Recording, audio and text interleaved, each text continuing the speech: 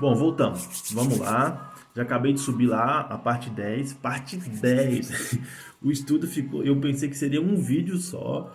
Olha, de verdade. Eu pensei, falei, vou colocar um vídeo aqui explicando o que eu entendi de Jó. E já foi 10 vídeos. 10 vídeos, que legal. Né? Mas a gente pegou bem esmiuçadinho, entendendo parte por parte, buscando entender, né? O que que era cada momento, entendendo a história. É legal isso, entender a história, e daí a gente vem entendendo a mensagem que tem dentro da história. Eu acho que isso é o mais legal.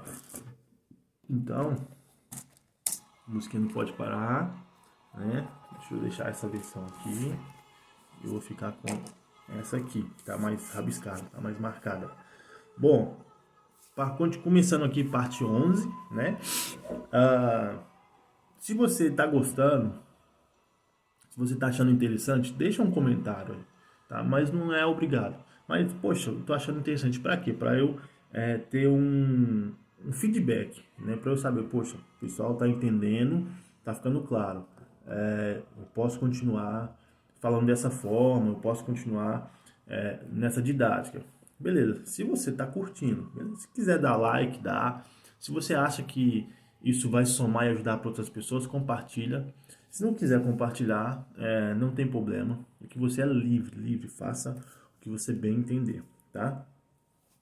Bom, agora a gente vai continuar aqui no... Aí, eu tava nessa versão aqui, né? Preciso continuar nela. A gente tá no 29. A gente tá no 29. E agora já começa a explicar sobre as filantropias dele. Já era um cara filantrópico. Existem 5 níveis de riqueza, agora tô comentando uma coisa fora aqui, 5 níveis de riqueza, né, onde as pessoas, né, os seres humanos, eu acho que existe 6, na minha opinião existe 6, mas geralmente as pessoas, no geral, alcançam 5 níveis de riqueza, ponto. Deixa eu só...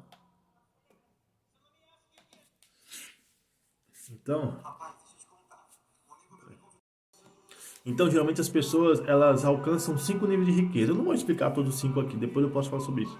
Mas o quinto nível de riqueza é filantropia. Então, vamos falar dos milionários do mundo. Bill Gates, Steve Jobs quando era rico.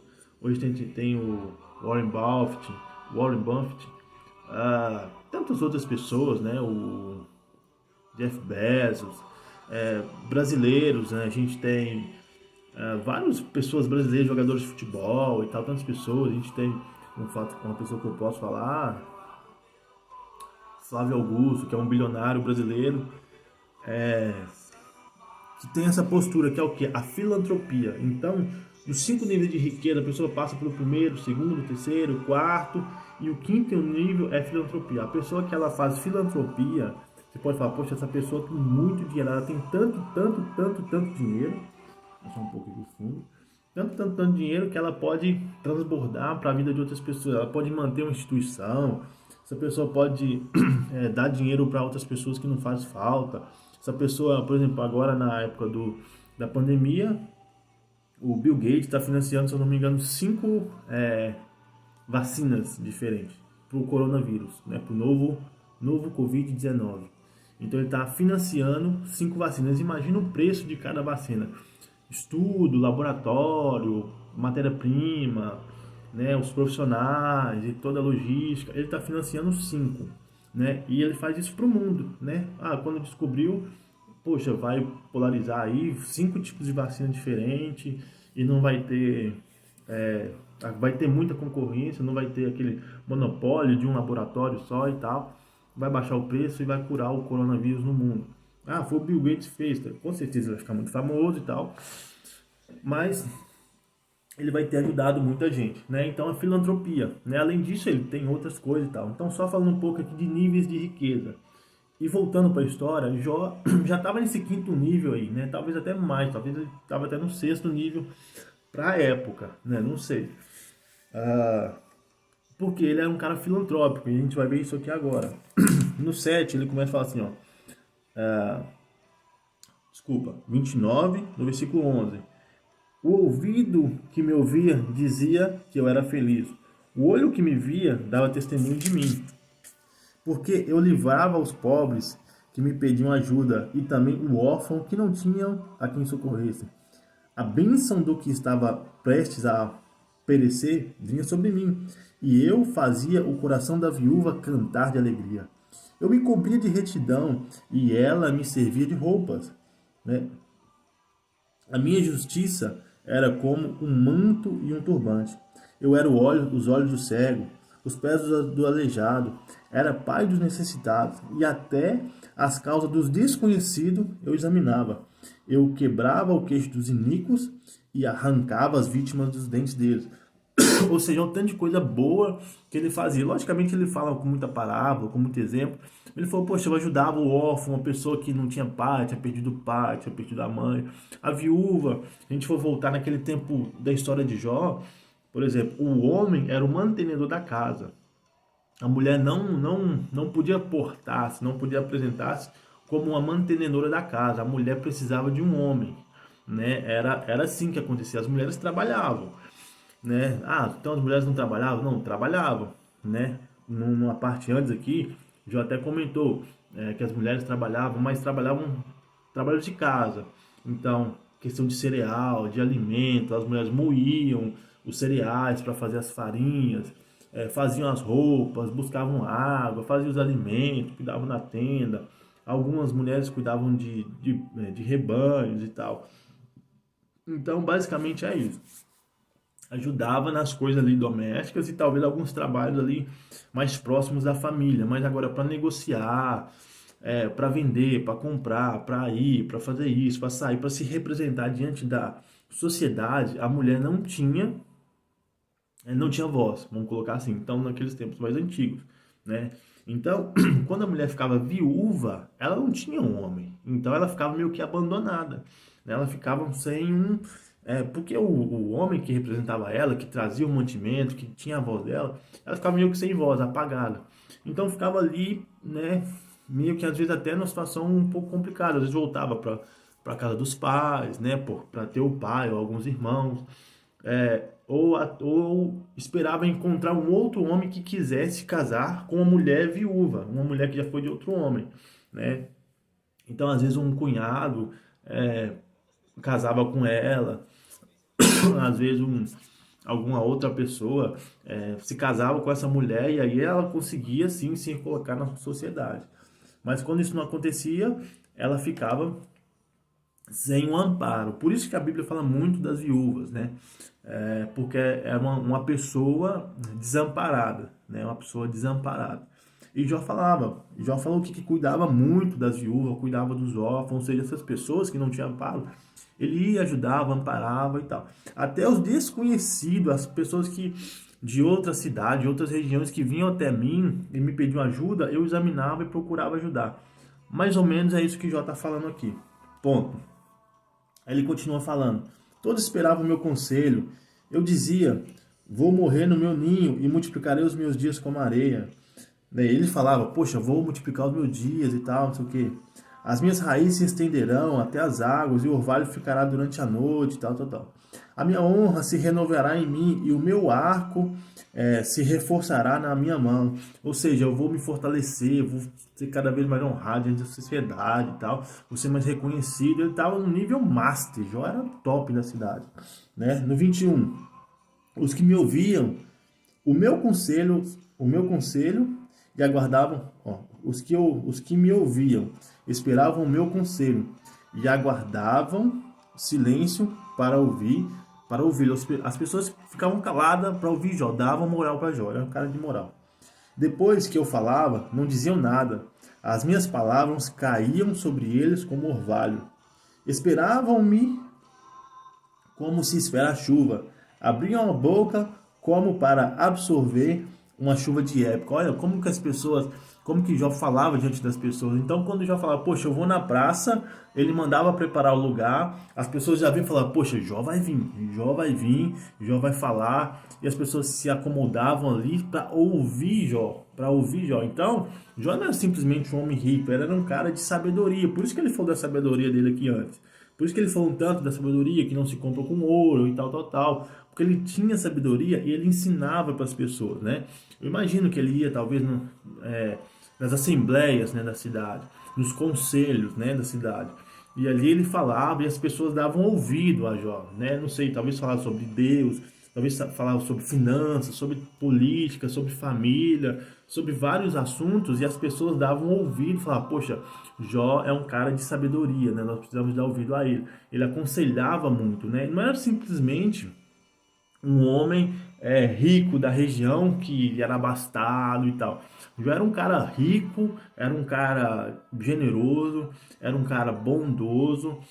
Ele era, a gente acabou de falar, caridoso, né? Ajudava as pessoas, né? Tinha lá toda a sua situação de ajudar e aconselhava muito as pessoas. A gente está vendo isso aqui, ele falando que fazia, né? Quando eu sorria para eles, nem acreditavam, e a luz do meu rosto eles não desprezavam. Eu escolhia o caminho para eles, assentava-me como chefe e vivia como rei entre suas tropas. Eu era como quem consola os que planteiam. Imagina isso aqui, olha, eu escolhia o caminho para ele. Eu falava, cara, vai por esse caminho aqui que dá certo. Olha, vai por aquele caminho ali que é melhor. Ó, toma essa atitude. Ah, tô com um problema na minha casa, o que que eu faço? Faz isso, isso e isso. Ah, tô com um problema nos meus negócios, o que que eu faço? Faz isso, isso e isso. Ah, tô com um problema com minha família, não sei o que, sei lá. Jó aconselhava muito, né? Então, ele era um cara bacana, ele era um cara positivo. E agora Jó tá nessa situação. Agora o jogo virou. Então agora Jó começa a falar a situação atual dele. Ele acabou de falar como era antes. Então no começo lá, quem me dera fosse nesses dias e tal.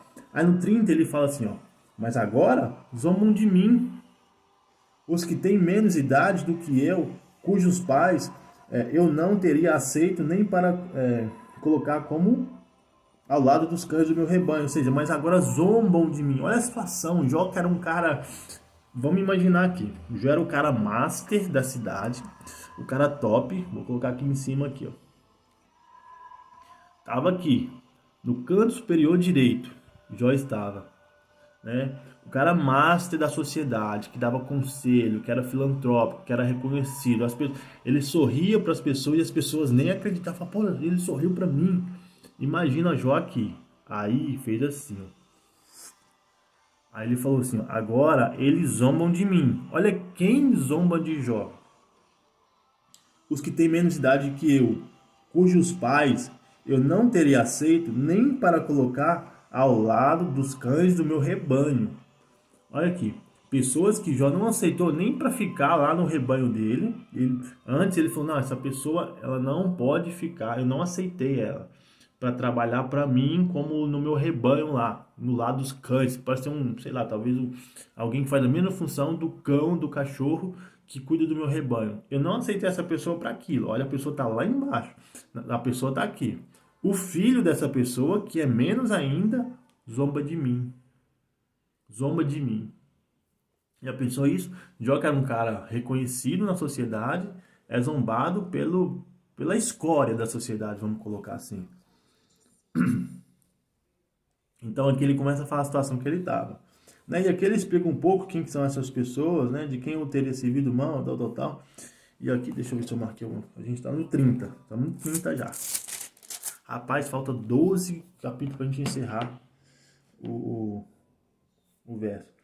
E aqui ele começa a falar, né, um pouco, né, de quem são essas pessoas e tal, mas a gente começa a ver a situação que ele estava.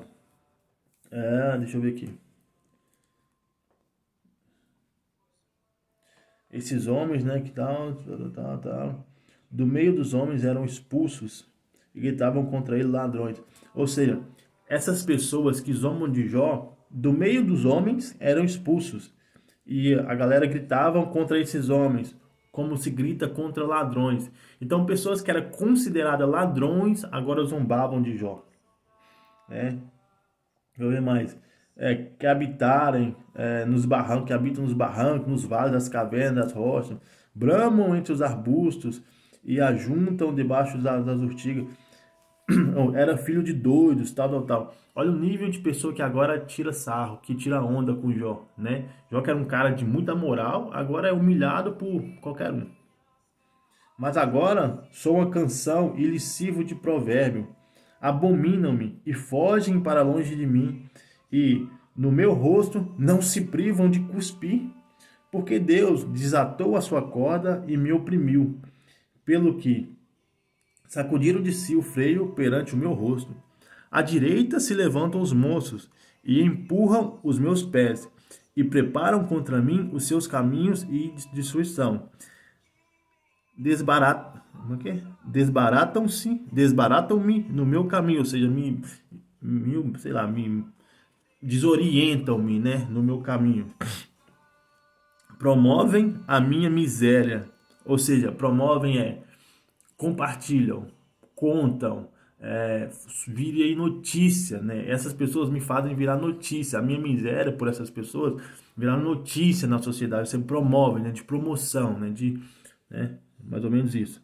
Então aqui, promovem a minha miséria. Uma gente que não tem nenhum ajudador.